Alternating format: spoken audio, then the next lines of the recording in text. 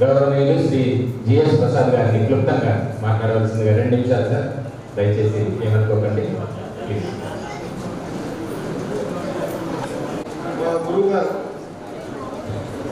నమస్కారాలు. ఎందుకంటే మా ఇద్దరి ప్రశ్నలో ఎవరికి తెలియదు. నేను అపాయింట్మెంట్ అయిన 95 సంవత్సరంలో అపాయింట్మెంట్ అయితే 96 నుంచి నేను మా గురువు గారి దగ్గర పనిచేశాను. వారు ఎన్ఎఫ్ఈ ప్రధాన పనిచేస్తే నేను వారి దగ్గర పెద్దగా పనిచేశాను. అంతకాలం గురించి మా ఫాదర్ కూడా వారితో కలిగించలేదు. మేడం గారికి నేను చిన్నప్పటి నుంచి తెలియాలి. వారిద్దరిది కూడా మాది వారిది కూడా ఒకే పాదాలు పంపించారు ఖమ్మంలో. వారి ప్రస్థానం మేడం గారికి ఎప్పుడు పోయినా కానీ ప్రసాద్ కూర్చో ముందు టిఫిన్ చేయమని చెప్పేసి టిఫిన్ చేసిన తర్వాత మాట్లాడుతున్నాం. మేడం గారు ముందు టిఫిన్ పెట్టాకనే ముందు మాట్లాడారు. సార్ గారు అంటే ముందు సార్ ఉంటారు, లేకపోతే ముందు టిఫిన్ చేయని టిఫిన్ చేశాక మాట్లాడుకున్నాం. కానీ మా గురువు గారు సలహాలు సంప్రదింపులతో వారు ఎంతైతే సలహాలు ఇస్తారో వారి బాబు చెప్పినట్టు వారి వెనకాల మొత్తం మా మేడం గారే ఉంటారు. ఆ సలహాలు సంప్రదింపుల్లో ప్రతి విషయంలో అన్ని విషయాల్లో మేడం గారు సలహాలు ఇచ్చేవారు. అది ఎంత ఫ్యామిలీ మ్యాటర్ కానీ లేదా ఉద్యోగ ప్రస్థానాలు వదులుకు కానీ ఏదన్నా మేడం గారు ముందే ఆ ప్రసాదం చేసేసి పోతే బాగుంటుంది, ఇట్లా చేసుకుంటే అయిపోతుంది అని చెప్పి సలహాలు ఇచ్చేవారు. అందరూ చొరవ తీసుకొని ముందుగా మాట్లాడేవారు. ఆ తత్వం అనేది గొప్పతనం. అది వారి తల్లిదండ్రులు ఇచ్చినటువంటి కృప.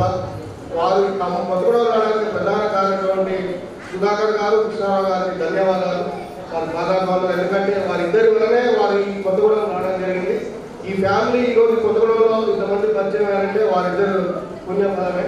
వారి ఏరియాలో మేడం గారికి ఉద్యోగరీత్యా రామారావు సార్ కొత్తగూడెం రావడం వల్ల మేము ఖమ్మంలో చాలా మిస్ అయినా కొత్తగూడెంలో మాత్రం వారు చాలా మంది ఆత్మీయుల్ని పొందారు. వారి ఆత్మీయులు పొందడానికి దేవుడు వారికి అనుగ్రహం కలిగించి వారి పిల్లల్ని కూడా ఇక్కడే ఖమ్మంలో పుట్టి పెరిగినా కానీ వారి ప్రస్థానం ఎక్కువగా కొత్తగూడెంలోనే వీరేంద్ర చౌదరి గారు చెప్పినట్టు జాస్వా గారు వారికి పరిచయం చేసి ఇంత త్రివేణి అధినేత సంస్థలన్నీ కూడా గవర్నమెంట్ విషయంలో కూడా రామారావు గారి సలహాలు సంప్రదింపులు చేస్తూ మమ్మల్ని కూడా ఏదన్నా సరే ముందు మనది మా త్రివేణి అంటే వేరేది కాదు మనది అనేవారు. అంటే వారికి ఉన్నటువంటి ఫ్రెండ్షిప్ చేస్తే ఎట్లా ఉంటుంది అనే ఉదాహరణకే అదొక మచ్చుతోక. డిపార్ట్మెంట్లో మాకు ఎన్ని కష్ట నష్టాలు వచ్చినా మా ఊళ్ళో ఒకటే అంటారు, మీకెందుకయ్యా మీ గురుగారులుగా ఏమన్నా మీ గురుగారు చూసుకుంటే నువ్వేం బాధపడకు అని. అంటే ఇందాక రామేశ్వర గారు అన్నట్టు కృష్ణుడుగా వెనక ఉంటారు అని. అట్లే మా గురువు గారు ఏ విషయమైనా సరే మన మేడం గారు ఫంక్షన్లో ఉంటూనే నేను ఒక సమస్య మీద వరంగల్లో ఉండి ఫోన్ చేస్తే ఆ టైంలో నేను వారిని చేయకూడదు, అయినా కానీ నాకు తప్పలేదు. అంత ఇబ్బంది అంత ఫంక్షన్లో ఉండి కూడా నాతో మాట్లాడి అక్కడ సమస్య కోసం మాట్లాడడానికి ప్రయత్నం చేశారంటే మా ఇద్దరి అనుబంధం సాన్నిహిత్యం ఆప్యాయత అది ఆత్మీయ సమ్మేళనం అనే దానికి నిర్వచనం ఉన్నది.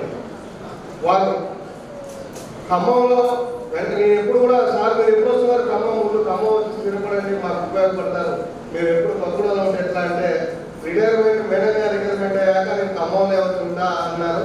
రాధాకృష్ణ గారు వారి బాబు హైదరాబాద్ స్థిరపడ్డ సార్ మాత్రం ఖమ్మంలో ఉండాలని మాట ఇచ్చారు కాబట్టి వారి మనవడ కోసం పొయ్యి వస్తూ ఉంటూనే ఖమ్మంలోనే ఉండి వారి మొత్తం కూడా వారి సేవలు ఖమ్మంలో ఉన్నటువంటి అందరికీ కూడా వారి స్నేహితులు బృందం అంతా కూడా ఖమ్మంలో ఉంది. అదేవిధంగా కొత్తగూడెంలో ఉన్నటువంటి స్నేహితులు కూడా వారు ఎక్కడున్నా వారి స్నేహభావం మేడం గారి యొక్క కల్పించడం అంటే వారు సలహాలు సంప్రదింపులు అందరికీ కల్పించాలని నన్ను ఈ స్థానంలో తీసుకొచ్చి కూర్చోబెట్టి నాకు ఈ అవకాశం కల్పించినందుకు ముఖ్యంగా వారి దంపతులు ఇరువురికి పాదాభివందనాలు తెలియజేస్తూ నాకు ఈ అవకాశం కల్పించినటువంటి వ్యాఖ్యానాలు చక్కటి వ్యాఖ్యానంతో ఈ ఫంక్షన్ హాల్ వృద్ధులటువంటి కుమార్ గారు వారి పేరు నాకు తెలియదు వారి ఇరువురికి కూడా ధన్యవాదాలు తెలియజేస్తూ నాకు అవకాశం కల్పించిన పెద్దలందరికీ కూడా నేను టీఎన్జిఓస్ రాష్ట్ర కార్యదర్శిగా పనిచేస్తున్నాను. టీఎన్జిఓస్ అసోసియేషన్ పక్షాన మరియు నా పక్షాన మరియు ఉపాధ్యాయుని అదేవిధంగా విద్యాశాఖ పక్షాన కృతజ్ఞతలు తెలియజేస్తున్నాను. థ్యాంక్ యూ అన్న.